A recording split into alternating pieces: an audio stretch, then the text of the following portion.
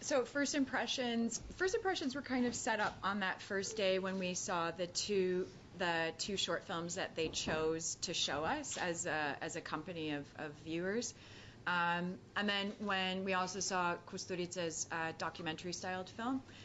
So first impression is that this is a space that is really striving to maintain authenticity in art and in filmmaking. And it's a space for creative people to gather and to be able to talk with each other as peers and as equals. That's really exciting. It's not really focused on a lot of the business and sort of publicity, this moment notwithstanding. Hence we don't have red carpets and billboards and things like that. So I've enjoyed it. The films are really impressive. I mean, first of all, many of them and most of them are student films, right? They're beautiful. There's a lot of really lovely cinematography coming in from all over the planet. There's some really fantastic and unique stories. I think we're going to have a challenging time in the jury to decide on which ones get the eggs. But it's nice. It's nice to see that as a creative. It's nice to know that there's filmmakers that are eventually going to be telling feature-length stories or, other sorts of stories that are that talented and sort of have a unique perspective on things. I think there's some exciting stuff that's coming out. I'm gonna qualify it just a little bit by saying I think that what we're getting right now is a set of stories that are centered on a female character that are more complex. And that's what's interesting, actually, at the end of the day. It's not about a power structure necessarily for me. It's about, are we showing a person who has all of the depths and complexities that a human being has, who just happens to be a woman? Because, for a while, women had a limited amount of the storytelling, and usually it was in service of another character, and it wasn't as heavily sort of balanced in that the woman's character would be the one on the adventure, would be the hero, or would be the protagonist. So now what we're seeing is more female characters being protagonists and showing all of the wonderful kind of colors. And what's cool, too, is we've gotten into a stage where we like anti-heroines, and anti-heroes, right? And I know that, The Sopranos was one realm where that kind of was specifically talked about, where everyone loved, in a way, and was kind of shocked by loving him, Tony Soprano, And then we have the Godfather films and so on, right? We have these characters who have done really horrible things that you find audiences root for.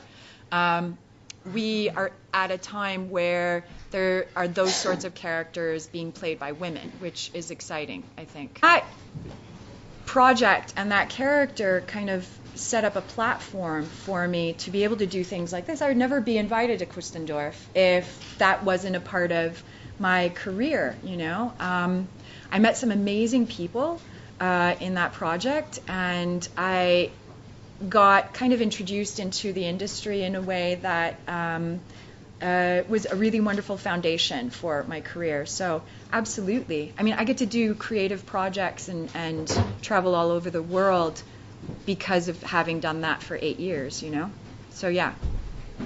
I just finished a World War II based feature in which I play a British spy mistress. It's based on a real character, a real person. Her name is Vera Atkins. And it's the story of 3 women who were responsible for the resistance movements in France. My character was based in England. She has, you guys will figure it out, but I'll just say it like this. She has a secret that she has to keep from the rest of the sort of spy group in order to save her family and save a certain group of people. But yeah, it's a really interesting kind of look at a part of history that maybe hasn't gotten that much attention. So I'm excited about that coming out. I've also just wrapped season 2 of my Amazon show called Absentia. And we're actually, like, during the days, I'm going and looking at episodes and writing in notes with the other producers. So it's been a busy, like, week so far. What is the title of the movie? The movie is called, right now, it's called Liberté. They just decided on the title. And so when I go back to LA, there's a couple of things that I have to do before their lock picture. I am exposed to the talent in that part of the world, and meeting other people, just coming to a festival like this and meeting other people that are in the northern part of the Balkans in general, that are a part of the filmmaking world and storytelling. So just kind of getting to know it. Here's the thing: when I was working on Absentia in our first season, what we all kind of walked away with was, in Bulgaria, was that was a part of the world that filmed 300, all the 300s. They filmed The Expendables. So those may not be high art projects, but those are technically very complicated projects because action films are, right? And I found that my crew was phenomenal, and they went above and beyond. And I think that's kind of like a Balkan trait. There's this concept of zajednica or whatever it is, right? And there's this feeling that if you're a part of the group, if you're a part of the family, you do everything you can for that group. And I feel like I got that from the crew of people that I was working with over there. They just went above and beyond to try to tell the best story that they could. And it wasn't a day job. It wasn't something that they just like kind of clocked in and clocked out. People took pride in the work that they were doing. They took pride in creating a really interesting story together. And we created a bit of a family, you know. And I think that's a trait that's kind of common in this region, in this area. So what can I tell you about my parents? My parents are immigrants through Canada to the United States. Actually, my mom even further back through England to Canada to the United States. They left when they were in their teens from what was Yugoslavia at the time. And they built a life just by working really, really hard. And they taught us that work ethic. There are 6 children in my family. And I think what's extraordinary about coming from a family of immigrants is that, first of all, you know, we get the wonderful blessing of having a European sort of cultural heritage, and we also get the added blessing of having that sort of North American experience. And I think the combination of the two is a really rich experience, and it's something that I value. And then I think that, you know, they're just extraordinary people to be able to go to a country where they don't speak the language, where they don't necessarily have all of their family and friends at immediate call. I think they're really brave, extraordinary people, as any immigrant is at the end of the day. And then they raised us, you know, they gave us all an education. That's not a small thing to raise 6 children and make sure that everyone traveled and that everyone has a good education. And I think my siblings are good people, you know, they're good humans, and to instill that sort of moral code, that's hats off to them. I'm at the Kustendorf Film Festival. Do I have I love Emil Kusturica. I could tell you this, actually, this one nobody knows. Get your pens out. So in 2004 or 2005, I was an actor starting out, and I managed to scrape together some money, and I bought a ticket. I think a friend of mine was headed to Europe from Canada, and he called me up and he said, "Hey, do you want to come? There's room at the place that we're Airbnb-ing." And I was like, "Yeah." And I managed to get a ticket to France, to the south of France, for the Cannes Film Festival. And I was really excited about going to this film festival because I don't know how it translates into English. I think it's Life is a Miracle was playing. Yeah. And I was very excited about seeing Emir Kusturica's work there. And I don't know how I managed to even get a ticket to the premiere, but I did. And I walked up the red carpet and up the stairs and into the theater and watched this beautiful, heartfelt film that ultimately has this really kind of like charmed and positive outlook on life, you know?